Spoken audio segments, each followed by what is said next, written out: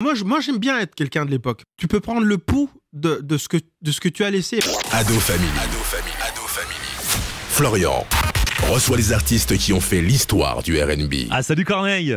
Salut Florian, ça va? Eh oui, retrouvailles avec Corneille. On reçoit toutes les légendes du R&B, tous ceux qui ont fait l'histoire d'Ado, ici dans ce podcast Ado Family. Corneille, forcément, t'en fais partie. Merci. T'as fait ton retour cette année, puisque tu es revenu avec des morceaux qu'on connaissait, mais avec des nouvelles versions, notamment grâce à Trinix, cette version Corneille Aya Nakamura. Ouais. Avec classe. Au début, on disait non, quand même, ils ont pas touché à avec classe. Parfois, on est un peu des vieux cons, et puis au final, on écoute et on se dit, bah non, ils ont modernisé la chose, et en même temps, ça reste cool, c'est un nouveau souffle. Ouais, et puis même moi, hein, je te cache pas que c'est pour ça que j'ai jamais pensé à refaire moi-même des remixes de mes propres chansons. Mais moi, je me dis, ce sont des chansons qui appartiennent à une époque, qui ont construit des souvenirs. On touche pas à ça, quoi. Mais quand j'ai entendu ce que les Trinix avaient fait, j'étais bluffé. Ils apportaient un truc, c'était tellement nouveau et inattendu que même à la première écoute, j'étais presque choqué en fait. Et avec la voix d'Aya, je me suis dit non, ça tue en fait. L'approche est tellement originale, est tellement en dehors de ce qui serait sorti de ma tête si moi je m'étais assis pour me dire j'aimerais bien ressortir ces morceaux. Ouais, t'aurais pas fait ça comme ça. J'aurais jamais fait ça comme ça. Ça aurait jamais été aussi bien. Jamais été aussi bien. Et c'est le côté tout à fait spontané, en fait, de l'histoire qui me plaît, parce que les Trinix, ils chopent un ACAP d'Aya Nakamura. Ils font une prod. Ça buzz sur les réseaux. Je demande à Aya si elle aime. Elle dit ouais, ça tue. Ben, faisons-en un morceau, sortons-le. En se disant, on le fait juste parce que c'est bien, parce que c'est bon, parce que Aya était dans une nostalgie, parce qu'elle fait ce titre, elle faisait ce titre en concert. Ouais. Et puis, ça cartonne, en fait. C'est fou, cette histoire. Mais on s'y attendait pas. En tout cas, moi, je m'y attendais pas. Moi, je pense que les Trinix avaient leur petite idée. Ouais, je pense. Ils vont voir le potentiel. Ouais, je pense qu'ils voyaient le potentiel. Je pense qu'ils avaient tout capté. Mais moi, je m'attendais pas à ce que ça cartonne autant. Et donc, du coup, et encore moins, ce à quoi je m'attendais encore moins, c'est que le public, mes fans de la première heure, valident.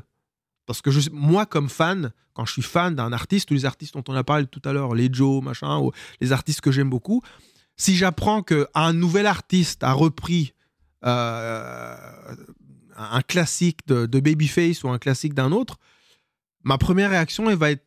Tu vas crier au scandale. Au scandale, ou en tout cas, je vais être au moins réticent. Ouais. Et là, non, pas du tout. En fait, j'ai des fans, mes fans de la première heure, qui m'ont dit c'est vachement bien, en fait. C'est vrai que c'est bien. On est très agréablement surpris. Seulement maintenant, donne-nous en plus. C'est ça. Donc du coup, c'est vrai qu'à l'époque, sur ton premier album, il y avait aussi ce morceau. Seul au monde. Ouais. Et là, tu t'es dit, tiens, je vais faire une version avec Soul King. Yes. Bah écoute, pareil, hein, c'était...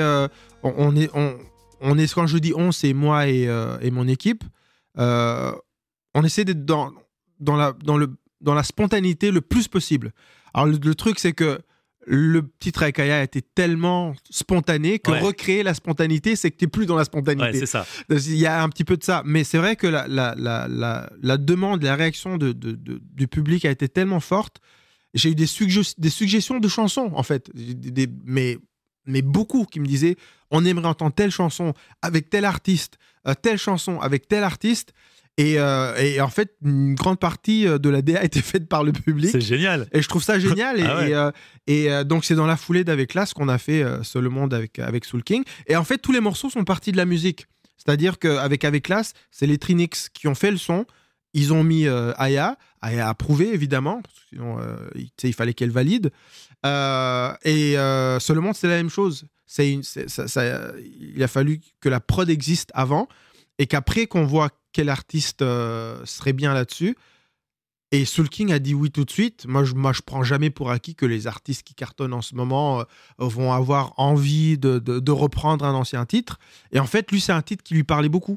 C'est un titre qui voulait dire quelque chose dans sa vie. C'est un texte qui lui parlait, qui correspondait aussi à une époque, à une étape dans sa vie. Et il a vachement respecté le titre, en fait. Quand je pense à ma vie, face à mes nuits, Chaque jour qui se lève me dit que je suis seul au monde. Quand je sais ce qu'il fait d'habitude, Bah oui. il a vachement respecté le titre et il y a une émotion qui se dégage de son couplet quand il chante qui me touche beaucoup. Et moi, je suis juste en mode gratitude parce que c'est des choses qui m'arrivent, mais qui se font un petit peu tout seul. Donc, pour les prochains, je vais continuer à lire Les suggestions, envoyer des messages à Corneille. Mon public qui fait la DA des prochains titres. Puis m'arrive des trucs super drôle aussi. Moi, j'ai des enfants. J'ai un garçon de 14 ans, une fille qui va bientôt avoir 9 ans. Ah ouais, mais qui sont très à qui sont très à l'affût. Donc, ils écoutent plein de trucs. Ils sont sur TikTok et tout. Ils écoutent énormément de musique. Et très souvent, moi, ma fille, elle pensait qu'elle me faisait découvrir Gims. Elle pensait qu'elle avait connu Gims avant moi. Et en fait, si je croise les idoles de mes enfants et que je leur dis que je les ai croisés, ils me disent bah non, arrête papa, non, c'est pas vrai. T'as pas croisé Soul King, pourquoi t'es avec Soul King? Pourquoi t'as fait un truc avec un Nakamura? Comment ça se fait? C'est l'IA. Il te croit pas. Non, mais j'exagère un petit peu, mais il y a cette espèce de décalage générationnel et en même temps de pont générationnel que mes enfants construisent entre moi et les artistes de la nouvelle génération. Et j'ai vraiment envie de continuer à faire ça, à construire ça, en fait, de reprendre des titres. Et je l'ai compris avec Class. Avant Avec Class et le succès que ça a eu, j'y pensais pas trop, tu vois. Parce que j'étais dans un autre délire, j'étais au Canada, je fais mes trucs, radio, j'ai une maison de disques, je développe des artistes, je fais The Voice au Canada, j'écris, je fais d'autres choses, je m'occupe dans les 5 dernières années, je me suis pas du tout occupé de ma carrière à moi. Et là, ça me tombe dessus, et là tout d'un coup, je me dis, ah non, ce serait une belle façon de boucler la boucle, en fait, de reprendre des titres qui ont touché les gens, des titres qui... moi, je rencontre tout le temps des darons aujourd'hui qui me disent j'ai grandi sur ta musique, moi ça me fait rire. Ah oui, mais... Et ils sont avec leurs gamins qui ont 20 ans, tu vois. Tu te dis mais non, je suis pas si vieux que ça. Non, moi j'aime ça en fait. Mais moi aussi j'adore. Moi j'adore ça. J'ai l'impression d'avoir laissé quelque chose, tu vois, et d'être et d'être vivant pour le voir fleurir et devenir quelque chose. Donc l'idée de reprendre mes anciens titres et d'y inviter des artistes du moment, je trouve ça d'autant plus pertinent parce que j'ai des enfants à la maison qui me parlent de ces artistes, qui les aiment, qui les écoutent.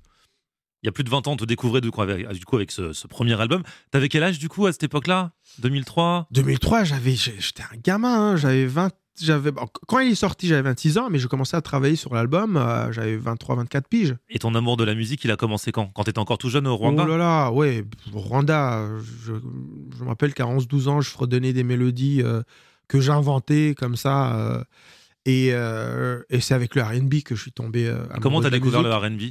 Ah, moi, c'est avec le New Jack, hein. Moi, ça a été Belle Bœuf Devo, c'était New Edition avant ça. Tous les membres de New Edition. Des cassettes. T'as écouté à la radio des cassettes? Bah ouais, cassettes. La première cassette, les 2 premières cassettes que j'ai achetées, c'était Belle Bœuf Devo. Ah ouais.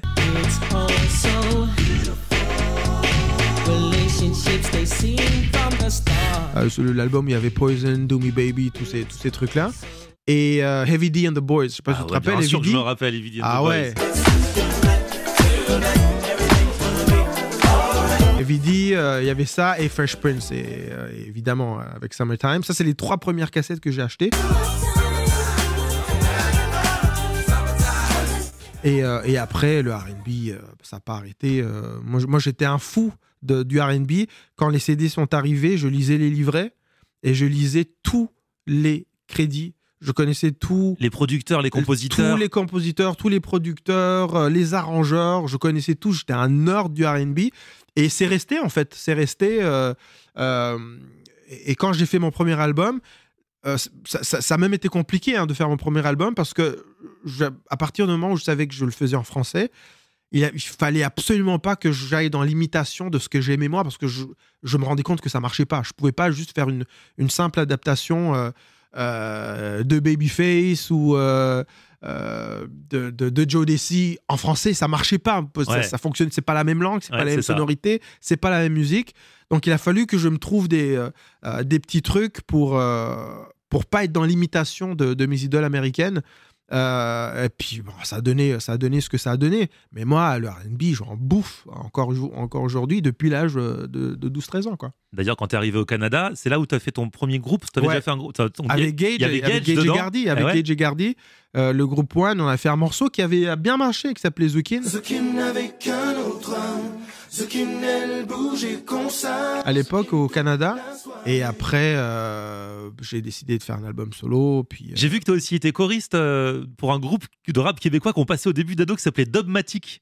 Vous jouiez Dubmatic? Soul Pleureur. En 98, on jouait ça. Je sais pas s'il y a beaucoup de gens qui s'en souviennent. Hein. Ça, c'était un gros carton, mais tu sais que ça, c'est un titre mythique, ça, de Soul Pleureur. Comment pourrais-je oublier les bons moments que nous passâmes ensemble, même s'il nous fallut du temps pour vraiment nous comprendre. Et le chanteur, il chantait trop bien. Il y avait un choriste. Barnev. Et après, il est parti avec Céline Dion. Et il est parti. Alors ça, c'est un truc de dingue. Je te raconte vite fait.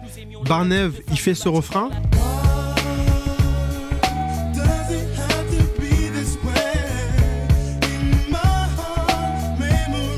Le morceau cartonne, et cartonne énorme. Tellement que l'album cartonne. C'est encore aujourd'hui le groupe Dubmatic, c'est le groupe rap qui a vendu le plus de disques dans l'histoire du Québec. Ouais. Et après, il part avec Céline. Il a eu un petit, il a eu un groupe, un trio qui s'appelait Ne Déjà. Ils ont sorti un titre qui avait bien marché quand même, mais très vite il part avec Céline Dion en tournée. Ils font le tour du monde pendant des années et des années. Et à chaque fois. Juste avec ce refrain, il était quand même devenu une référence du R&B. Le refrain était énorme. Hein. Le refrain était énorme, mais il n'avait pas sorti de projet solo. Ouais, c'est fou. Et cette année, là je te parle de presque 20 ans plus tard, cette année, il sort un premier album solo. Non. Ouais. Et c'est marrant que je te parle de lui. C'est marrant que tu me parles de lui cette année. Je t'ai jamais parlé de lui alors que ça fait des années que je connais. C'est cette année qu'il sort un premier album solo. Donc 25 ans plus tard. 25 ans plus tard. 98, hein. 98, ouais, 25 ans plus tard. Il sort un album solo. Et ça coïncide avec l'année où je fais une démarche auprès de la disque, qui sont un petit peu... le gala de la disque, c'est un petit peu les victoires de la musique. Okay. Et avec un organisme que j'ai intégré cette année qui s'appelle Advance, on travaille avec la disque pour faire arriver pour la première fois une catégorie Soul R&B. Ça n'était jamais arrivé avant. Il n'y avait pas. Jamais arrivé avant. Et la première année que cette catégorie est créée, Barnev est nommé dans la catégorie avec son tout premier album.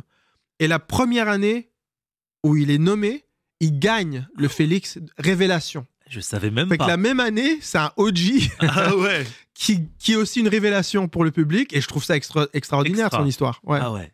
C'est trop marrant que je t'ai parlé de lui parce que tu vois, je savais pas tout ça. Ouais. C'est en lisant il y a quelques jours, je vois que t'as été choriste pour ce groupe Dubmatic et je me fais, on n'a jamais parlé de ça alors que je kiffais ce son à l'époque et qui était pas très connu en France. Je pense, il y a que Ado qui le passait, je crois, à l'époque, hein, en France. Ah ouais, mais vous étiez quand même. Hein, c'est pour ça. Vous étiez là. Ouais. Bon, alors bien sûr, t'as beaucoup bossé avant de sortir ton premier album. Et donc ça sort en 2003 en France. Ouais. Il y a eu d'abord une sortie au Québec, mais c'était moins tube au Québec. Ah, c'est sorti dans la confidentialité. J'ai pas envie de dire la plus totale, mais quand même, c'était sorti très confidentiel. Et en fait, c'est parce que ça marchait en France que ça marchait au Canada après. Ouais. Donc c'est Avec Classe. Hein. Avant la sortie de l'album, il y a Avec Classe qui est sorti. C'est Avec Classe qui est sorti en premier. Excuse-moi, je sais que d'autres avant moi.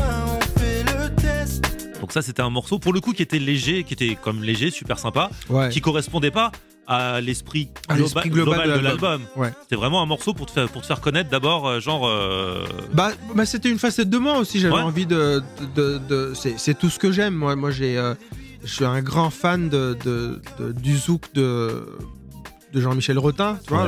Moi, dès que quelqu'un prend un style et qu'il y met un petit peu de R&B et qu'on innove, parce que on le fait depuis les années 80. On prend des styles, on y met un petit peu d'R&B, on invente un nouveau style. On est en train de le faire. On le fait aujourd'hui en afro. Le R&B a toujours été ce petit agent qu'on injecte dans un style pour l'ouvrir, pour lui donner une petite touche un peu fraîche. Et donc, Avec Classe, pour moi, c'était un petit peu dans ma tête, dans la tradition de ce que Jean-Michel Rotin avait fait avec un morceau comme Stop, où tu prends une rythmique zouk, mais avec une harmonie, des accords très R&B, avec un chant très R&B, avec des chœurs et des arrangements vocaux très R&B. Et sur un morceau comme ça, je me voyais mal raconter les phases dures, difficiles de ma vie. Ouais. Donc il fallait que ce soit léger, puis j'avais envie d'un truc groovy, dansant. J'avais d'autres titres comme ça, comme Ensemble aussi, qui était un petit peu dans cet esprit. J'adore.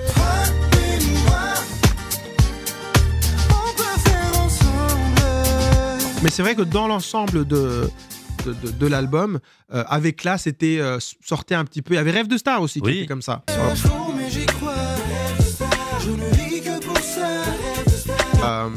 Et Avec Classe, ça a été le premier morceau qui est sorti dans les radios et comme single en France. Je m'adresse à mes gars, on leur doit au moins ça. On a tous une sœur et nos mères ont été jeunes une fois. À ce moment-là, quand Avec Classe sort, les gens fredonnent, ils te connaissent pas encore. Toi spécialement en tant que Corneille, ils font connaissance avec toi au fur et à mesure. Ils connaissent pas encore forcément ton histoire, celle que tu racontes dans l'album, puisque le morceau est sorti avant. Non, ils connaissent pas, ils ont entendu à la radio. Grâce à vous, hein, d'ailleurs, vous m'avez fait virer d'une première partie. Pourquoi? On a fait quoi? Ado et toutes les autres radios qui avaient joué Avec Classe, parce qu'en fait, Avec Classe a joué bien en amont de la sortie de l'album. Ouais. Et ma maison de disque m'avait trouvé une première place pour un artiste américain qui cartonnait à l'époque, qui faisait de la soul en anglais. J'oublie son nom. Son nom va me revenir. Un grand. Il avait fait partie de l'armée américaine. Un Américain, il parlait presque pas français. Ouais. Et il avait quelques tubes. C'était de la soul, un petit peu soul pop. Kenny Williams. Oh là, yes. Il nous a quittés là à la fin du mois d'août. Oh non. Ouais. Je savais même pas, tu vois. Personne n'en a parlé. Et Kenny Williams, grand artiste. Hein. Grand il avait artiste. Un son qui s'appelait Saturday. Exactement, qui était une reprise. Puis force à sa famille, hein, condoléances. Je savais même pas, tu vois. Et en fait, Kenny Williams faisait l'Olympia, je pense, et je faisais sa première partie. Et je me rappelle qu'il y a une première partie que j'ai faite de lui. Et en fait, quand le public m'a vu arriver, je comprenais très bien que j'étais bien une première partie, qu'ils avaient aucune idée de qui j'étais. Et quand j'ai commencé à faire Avec Classe, ils ont fait le lien entre ce qui se passait, ce qu'ils entendaient à la radio et le mec qu'ils avaient devant eux.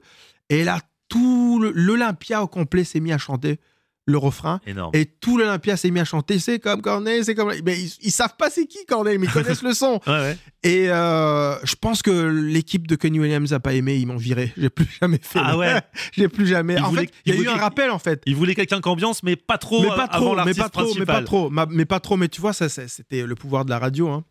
Ouais, c'est vrai. Ouais. Ça rentrait dans toutes les têtes. Ouais. Et ouais. Donc ce morceau, déjà, c'est un gros son, un gros carton, un gros tube. Déjà, là, tu te dis quoi? Parce que tu t'attendais pas spécialement à ça, j'imagine. On sait jamais ce que les gens vont dire de nos morceaux. Pour être honnête, j'y croyais. Je croyais en l'album. Je pensais que j'avais ma place. Je le savais, entre autres, parce que je m'étais tellement fait rejeter par tellement de maisons de disques. Et ce qu'il me disait que c'est pour ça que ça allait marcher. Parce qu'il me disait, on comprend pas la dichotomie entre des textes profonds, écrits comme ça, et un groove R&B. Pour nous, en France, les grooves R&B, puis dès qu'il y a un petit peu de sonorité, une prod un petit peu entre le R&B, un petit peu des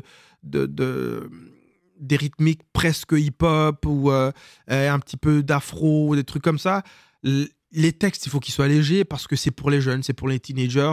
Donc cette dichotomie, elle fonctionne pas. Un trop grand décalage entre ce que tu apportes comme texte et la musique. Et ça, je me suis dit, je pense que je tiens un truc en fait. En fait, ce que vous me dites, c'est que c'est original, que ça n'existe pas, que bien alors. Et il y a une maison de disques, il y a un mec qui s'appelle Francis Julien qui était patron, qui est encore patron de ma maison de disques aujourd'hui, qui lui a compris en fait. Et je me rappelle qu'à l'époque, il m'avait dit écoute, c'est nouveau, hein, donc tu proposes un truc un petit peu nouveau. Donc on va bosser, tu vas faire du live, des tournées, des concerts, tu vas te bâtir un public et puis tranquillement, ça va y aller. Hein. Dans le premier album, on va peut-être en vendre 50 000, le prochain ça sera disque d'or, double disque d'or, puis on va construire, tu vois, ça va être graduel. Mais j'y croyais, mais je ne pensais pas que ça allait être aussi gros que ça l'a été. Je ne pensais pas qu'au lieu de vendre 50 000, on allait en vendre 1 million. Et de un, et ce qui m'a le plus... Et là, ça, par contre, je ne l'avais pas du tout calculé, puis c'est pas de la fausse modestie. Je n'imaginais pas que ça allait être aussi important dans l'histoire des gens qui ont écouté cet album. Alors on vit chaque jour comme le dernier. Je ne pensais pas que 20 ans plus tard, j'allais encore rencontrer des gens qui allaient me dire « Cet album m'a touché, m'a accompagné dans telles circonstances, machin. Et j'ai transmis ça à mes enfants. Comme moi, j'essaie de transmettre les D'Angelo, Maxwell, Erykah Badu, Joe Desi, tous ces trucs-là, à mes enfants. Moi, j'ai plus de mal, hein, j'avoue. Moi, j'ai plus de mal à transmettre. Mais tu vois, c'est ça, la longévité du truc, je l'avais pas anticipé. Ouais. C'est fou, hein, mais c'est la magie, l'émotion que nous procure la musique qui nous rappelle des choses et qui forcément, si t'as aimé un morceau quand t'avais 20 ans, normalement tu l'aimes encore quand t'as 40 et encore plus parce que t'as la nostalgie qui, absolument. Qui encore va plus. avec. Encore plus, moi je suis persuadé que le titre, le remix d'Avec Classe ou même le remix Seul le Monde n'aurait pas fonctionné il y a 3 ans ou il y a 5 ans. Parce que je pense que ça tient très peu justement à arriver à cet âge-là où on est dans cette vraie nostalgie des moments où on était ados, nos premiers amours, nos premières amitiés, le lycée, tout ça. Peut-être que quand on a 30 ans, on est moins là-dedans. On construit sa vie d'adulte. Et quand on a 40 piges, 40, 45 ans, voire même 50, cette nostalgie est beaucoup plus forte. Bah oui, quand on était jeune, c'était les années 60. Parce que c'était les gens qui avaient vécu les années 60. Et là, on en est aux années, même les années 90, c'est encore plus ancien. Maintenant, on en est vraiment aux années 2000 parce que c'était il y a 25 ans, le début des années 2000. Ouais, tout à fait. Il y a vraiment ce côté revival. Ouais. Mais on kiffe. Et quand on voit que les gens de l'époque sont encore aussi punchy, aussi beaux gosses, les gens de l'époque, t'imagines? Moi, j'aime bien être quelqu'un de l'époque. Bah ouais, moi, j'adore. Moi, plus je vieillis, plus les gens me disent je t'écoutais à la radio quand j'étais jeune. Moi, je kiffe en fait. Hein. Bah oui, mais oui, parce que t'as l'impression, tu peux prendre le pouls de ce que tu as laissé. Parce que quand tu le fais, que tu es jeune, tu es dans une dynamique de vas-y, on fait, puis tu es peut-être un petit peu à la recherche de la reconnaissance aussi. Tu veux plaire, tu veux cartonner, tu veux être quelqu'un. Et bon, aujourd'hui, tu es dans une toute autre démarche. Mais c'est dur de prendre le pouls de ce que tu as laissé à l'époque quand tu bossais comme un malade. Moi, je sais qu'à l'époque, je bossais. Moi, je regarde ce que je faisais. Je repense à ce que je faisais. Les heures que je mettais dans la musique, les heures que je mettais dans la promotion de ma musique. Je me dis, aujourd'hui, j'y arriverai jamais. Je pourrais pas faire le 10e de ce que je faisais à l'époque. Et en même temps, je vois ce que ça a laissé comme legs, comme héritage. Et c'est la même chose pour toi. Et c'est beaucoup plus valorisant, je pense, beaucoup plus gratifiant de croiser des artistes aujourd'hui qui te disent moi, je fais de la musique aujourd'hui parce que j'écoutais tel artiste que tu jouais à ado, tu vois. Ouais, c'est vrai. Ouais. Ah oui, c'est kiffant. On prend vraiment la mesure de la chose avec les années qui passent. C'est moi qui vis mes choix, que ce soit les bons ou pas. Sans rancune, la première étoile que je décroche. Les années ont passé, toi t'as enchaîné les albums, ton deuxième album c'était Les Marchands de Rêve, là encore, c'était un très bel album aussi ça. Ouais, merci. Ça, comme j'arrive jamais à me répéter, là je suis allé ailleurs complètement. J'ai kiffé faire cet album. Dis-leur que le ciel les entend, dis-leur que la chance les attend pour qu'ils rêvent encore. J'ai vraiment kiffé cet album parce que ça c'est un petit peu mon côté rebelle, parce qu'évidemment tout le monde attendait un Parce qu'on vient de loin bis. Et c'est pas ce que j'ai fait. Ah ouais, rien à voir. Non, rien à voir, parce que j'arrive pas. Pour moi, l'art, c'est un terrain de jeu, toujours. Pour moi, l'art, c'est un des rares métiers, surtout en musique, c'est un des rares métiers où il t'est donné la chance de jouer. Mais vraiment jouer, d'être dans le jeu. D'être au labo à chaque fois que tu entames un projet. Des fois, ça cartonne, des fois, ça cartonne pas. Mais c'est pas parce que ça cartonne pas que l'intention, que l'intuition, que l'inspiration n'était pas la bonne. Et je trouve qu'il y a une tentation aujourd'hui, puis je comprends pourquoi, hein, mais une tentation à être trop businessman aujourd'hui, parce que bon, ouais, la nouvelle génération a compris comment ça fonctionne, hein. Les algorithmes des plateformes, Ouais. voilà, on a capté. La nouvelle génération en musique, je la trouve vachement à l'affût, quoi. Et parfois un peu trop. Moi, quand j'ai commencé, c'était la musique. Moi, pour le deuxième album, je suis allé en studio, je passais 15 heures en studio à expérimenter avec des sons bizarres, des instruments d'Europe de l'Est, de la kora par-ci, une sitar indienne par-là, juste pour le kiff de le faire. Et Marchand de rêve, c'était ça. C'était j'ai eu un premier album qui a cartonné, donc j'ai carte blanche pour faire ce que je veux. Et en vrai, ça m'a. Je le vois aujourd'hui, il y a des morceaux comme Le Bon Dieu est une femme, ou Ouais. Marchand de rêve, dont on parle aujourd'hui et qui résonnent autrement aujourd'hui avec un certain public, parce que bon, Le Bon Dieu est une femme, c'est un texte, certains diront féministe, mais pas que, tu vois. La terre saigne depuis la nuit des temps. Et une fois de temps en temps, il y a quelqu'un qui me dit « Ah, je l'écoute différemment aujourd'hui. » Et c'est aussi ça l'intérêt de prendre des risques, des fois. Ouais. Des fois, on prend des risques en musique, puis on se dit oh, est-ce que c'est le truc malin à faire? Est-ce que je suis pas obligé? Est-ce que je suis pas... J'ai pas intérêt de suivre les codes? Et en fait, non, si ton inspiration est de faire une balade qui raconte que peut-être que Dieu est féminin, bah vas-y, hein. C'est clair. Faut y aller. Que le bon Dieu est une femme. Ouais. T'as varié les plaisirs. À un moment donné, t'as dit je veux faire un album en anglais. T'as fait un album en J'ai anglais. fait un album en anglais parce que j'avais envie de me faire un kiff. En fait, c'est que je me suis rappelé qu'à la base, j'ai appris ce métier avec le R&B en anglais, en fait. Et j'avais assez de notoriété et assez de moyens pour aller aux États-Unis, travailler avec un ingé de son dont j'étais grave fan, qui s'appelle Russell Elevado, et qui était celui qui avait enregistré, mixé les 2 albums d'Erykah Badu, les 2 premiers albums de D'Angelo. Donc, et c'est lui qui a fait Voodoo, un album qui a gagné des Grammys. D'ailleurs, il a gagné un Grammy pour l'enregistrement et le mix de cet album. Et j'avais envie d'aller travailler, de bosser avec lui, quoi. Et j'ai bossé avec lui, j'ai signé avec Motown, Universal Motown. Et j'ai vécu des expériences de dingue. J'ai fait des émissions de télé où... juste avant moi, il y avait New Edition qui faisait leur promo. Alors, moi, je suis transporté. Ah ouais, New Edition. Je suis transporté parce que je suis avec les mecs qui m'ont donné envie de chanter. C'est fou. C'est dingue. Et c'est un album qui n'a pas du tout marché en France. Ouais. Un album qui a un petit peu marché. J'ai eu 1 ou 2 titres qui ont joué dans les radios soul R&B adulte contemporain, hein, comme c'était le format, c'est comme ça qu'on le disait aux États-Unis. AC, exactement, AC. Carton au Japon. C'est fou, hein? Pourquoi? Aucune idée. Mais ça m'a fait voyager. Je suis allé au Japon. Mais tout ça, c'est la somme de tous ces trucs-là, de toutes ces expériences-là qui font une carrière riche. Et l'album en anglais, je me suis fait un vrai kiff. Ouais. Ah, c'est génial. Non, t'as vraiment fait. C'est vrai que quand on regarde un petit peu ta carrière, tes différents sons, t'es toujours resté Corneille, mais c'est parti un petit peu. Tu t'es vraiment fait plaisir. T'as eu pas mal de collaborations avec les rappeurs. Moi, j'aimais beaucoup le morceau avec La Fouine. Ouais. Parce qu'on est des pères, parce qu'on est des hommes, parce qu'on a des frères. Des pères, des hommes et des frères. Était trop bien ce morceau. Ah ouais, j'ai adoré faire ce morceau avec La Fouine. J'avais un morceau avec Sopra sur cet album. Après, pas sur cet album, mais dans la foulée, entre cet album et celui qui a suivi, j'ai fait un morceau avec Youssoupha. Chaque visage que l'on touche, chaque étranger sur la route. Ouais. Histoire vraie, que j'ai adoré faire.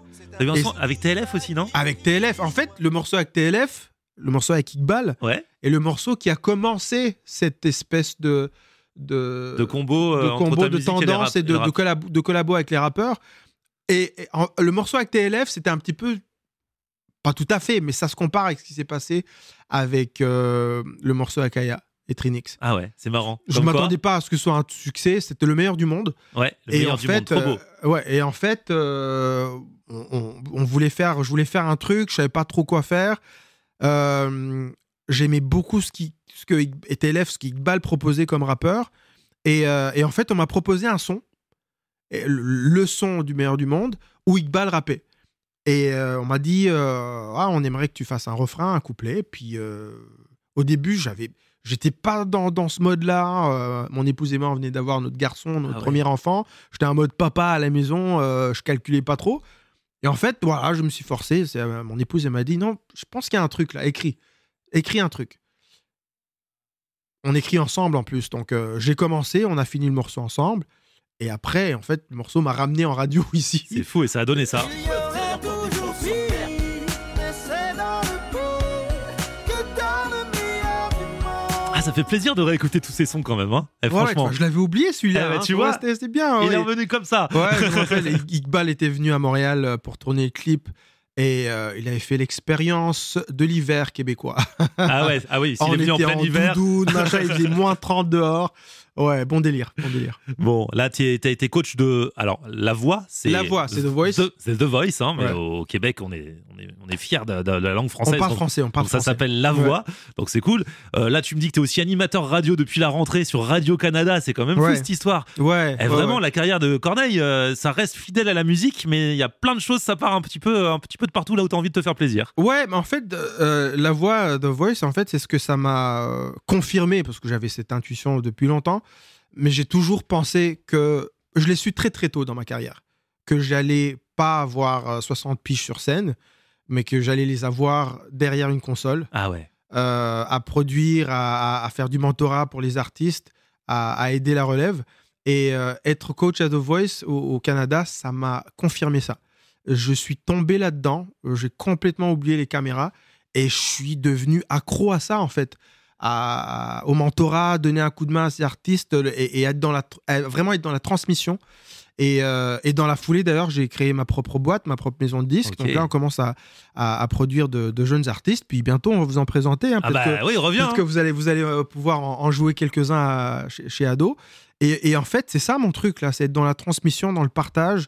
Je sais que c'est de plus en plus difficile pour un jeune artiste, contrairement à ce qu'on pense, parce qu'on pense qu'avec les réseaux, aujourd'hui, ça y est, tu fais 2-3 posts et c'est bon, hein, tu te trouves un public. Non, c'est beaucoup plus compliqué que ça. Compliqué. Des fois ça Beaucoup- marche, mais des fois c'est galère. C'est plus souvent galère Bah oui, qu'autrement. bah oui. Donc la nouvelle génération d'artistes a besoin d'aide. Et comme la plupart des maisons de disques font plus vraiment de développement, là je me suis dit, mais il y a peut-être un truc à faire avec nos petits moyens. Bon, on va donner un coup de main aux jeunes artistes, mais on va le faire dans un créneau que je connais, qui est le R&B. Donc c'est pas du R&B pur tout le temps, mais tout ce qui est influencé par le R&B, par cette musique que j'aime. Ah bah écoute, si on peut donner un coup de main, on va donner un coup de main. Hein. Tu restes fidèle à toi-même. Et ça fait plaisir en tout cas d'avoir pris de tes news aujourd'hui. Bah merci Florian, toujours un plaisir. Et puis bah à bientôt, hein, tu reviens quand tu veux. Avec grand plaisir, avec grand plaisir. Peut-être à un resto. Hein, Ah bah oui, Il y a peut-être toujours. un resto à me faire découvrir. Ah bah il y a toujours des restos à te faire découvrir, tu connais. Yes. Tu connais la maison. Yes. Merci Corneille. Merci. Ado Family. Florian reçoit les artistes qui ont fait l'histoire du R&B.